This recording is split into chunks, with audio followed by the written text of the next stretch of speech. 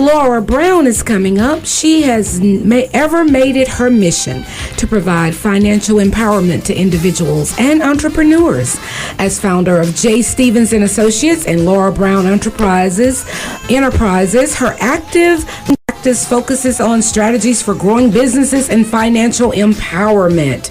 An advisor to many large and small companies, Lorra also acts as a passionate advocate for families, women, and adolescents. Let us please welcome Lorra Brown to Game Changers to empower women and the listeners for this segment. Welcome, Lorra. Hello. Thank you so much for having me. Oh, it is my sincere pleasure. Thank you for joining us. I know you're busy, so I appreciate you stopping by Game Changers. Now, Lorra, you really have a passion to help others, and I believe it stems from your own story. So just tell us a little bit about your background and how you became an advisor to so many in the financial empowerment realm, if you will. Well, I was in credit card debt. I was facing economic hardships due to my own mismanagement of money, student loans, you name it, repossessions, being evicted. And so all of this time, I had a degree in accounting, managing other people's money, but was not able to manage my own money effectively. Wow, isn't that amazing that you were in that industry and yet struggled with managing your own finances? Yes. Now, I know you were a teen mother and a single mother at one point. Do you have opportunities to serve like girls and women in those same predicaments? Or how does that factor into your getting where you were? I mean, I know you decided to just take charge of that situation and still make the best of things. Yes, I did. My grandmother always pushed me and always told me that, that wasn't an excuse, that you could do anything that you set your mind to, and that if God was on your side, you could achieve anything. Excellent. So that is one of my passions on giving back to young teenage girls, because when society has written us off and it says that we're not going any further, I still want them to know that you can be who and whatever it is that you want to be. You just have to be determined and persistent to pursue your dreams and goals. Yes, ma'am. You're speaking now. Now, Lorra, out of those less than desirable circumstances, you put yourself through school and later acquired your master's degree. And I understand it sounds like you're saying you had encouragement along the way, people to continue to tell you that you could do it. But I ask that because I believe that new life sometimes binds women to their circumstance and a baby, trying to sustain that new life. How did you see a way to take care of your child as well as invest in yourself? Where did you have help, or tell us about that experience? Yes, I did.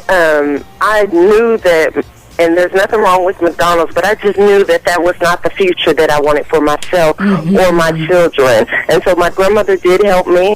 The number one thing she did do, she watched my children as I pursued school, even before she passed away, and I was working on my master's. That is one of the things that she helped with my kids. Oh my so gosh. I did have that strong support from her, and then, a couple other family members and friends that were like, you are smart, go and do this. Oh, wow. I love that. You worked for J.P. Morgan Chase. You served as CFO for the Urban Alternative. That's a national ministry of Dr. Tony Evans. I love Tony Evans. I love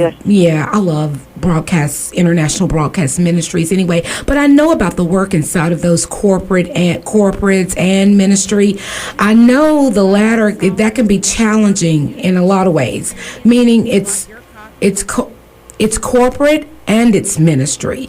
So tell us about your experiences inside of those walls, and where do you believe you had the biggest impact, or maybe lack thereof? I don't know. Is that why you went independent? Tell us a little bit about those experiences inside of corporate and ministry. Corporate is just like everyone says, you can live the dream.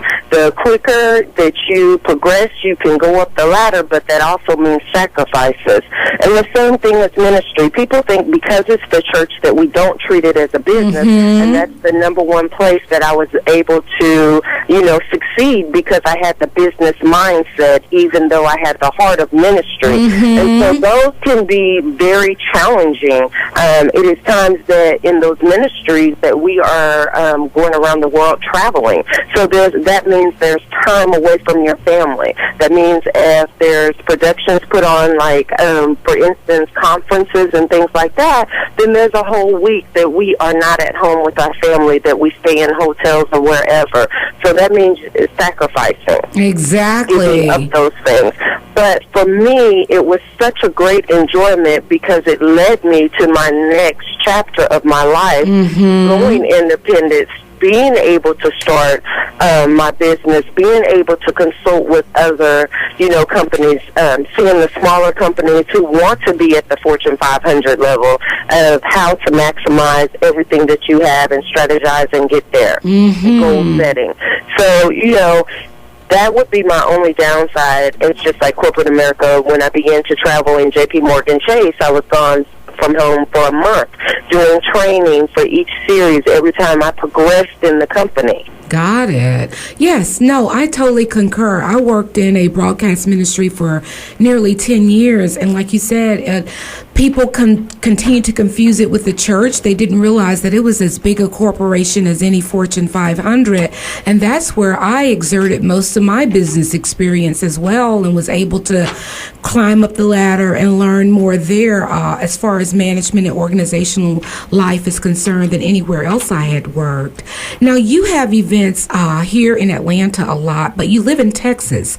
Tell us your connection to Atlanta and why you have decided to do a lot of work here. I have decided to do a lot of work. Atlanta is the entrepreneur capital, I say. It is the fastest woman-owned area for top women CEOs. And so there are a lot of women who seek the advice of consulting, or those that have organizations.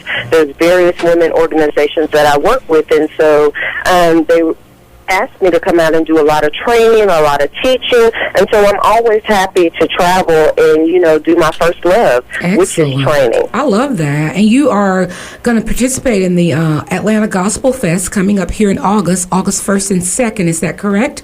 That's correct. You will be a workshop facilitator? Yes, I will. I'll be teaching on capital, how to obtain your capital.